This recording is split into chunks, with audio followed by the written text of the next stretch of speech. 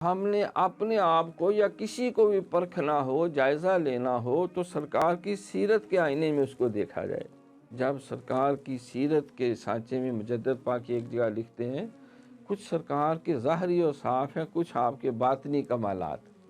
ظاہری ضرورت پڑی تو کافر ہے تو شمشیر پہ کرتا ہے بھروسہ، مومن ہے تو بے تیغ بھی لڑتا ہے سپاہی۔ ایک کافر نے آپ کو مبارزہ کیا، نکالو اپنے نبی کو میرے مقابلے میں نے بڑی زبردست تلوار اور برچھیں اور نیزے اور فلاں فلاں تیار کیے، آج میں یہ کر دوں گا وہ کر دوں گا۔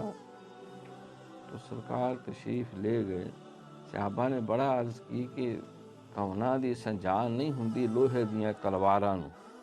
لوہے کی تلوار کو نہیں یہ پتہ ہوتا کہ یہ کس کا گردن ہے، جب چلتی ہے تو کاٹ دیتی ہے۔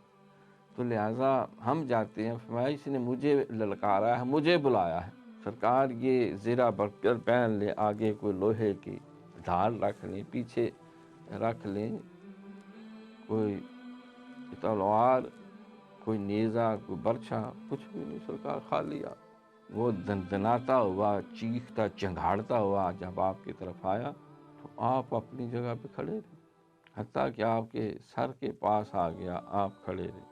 تو جب آپ کے قریب گھوڑے سمیت پہنچا تو اس نے پھر آپ کی طرف نیزہ چلایا۔ اس وقت بجلی کی تیزی سے آپ گھومیں۔ اب صحابہ کے دل بھی جسے کہتے ہیں دل گٹکوں گٹکوں ہوتے ہیں، جیسے کوئی گھوڑے پہ چڑھا ہوا ہے، کیا بنے گا؟ آپ کھڑے ہیں اپنی جگہ۔ تو تیزی اس نے جب آپ کے سینے کی طرف نیزہ چلایا تو آپ بجلی کی تیزی سے مڑے اور اس کا بازو آگے نکل گیا، اس کو پکڑ کے گھسیٹا، نیچے کھینچا اور وہ کلا بازیاں کھاتا ہوا جا رہا تھا۔ اس نے سارا جسم لوہے میں چھپایا ہوا تھا، سرکار نے وہ نیزہ یوں کر کے پھینکا اس کی طرف، ابھی اس کی گردن یوں ہوئی تھی، سیدھا اس کے اندر گھس گیا، نہیں تو لوہے آگے آ جاتا تو نشانہ ہی نہیں لگنا۔ وہ چیختا چنگھاڑتا ہوا بھاگا اپنے لشکر کی طرف اور اس طرح ڈکارتا تھا جیسے بیل ڈکارتا اور چیختا چلاتا مارا گیا۔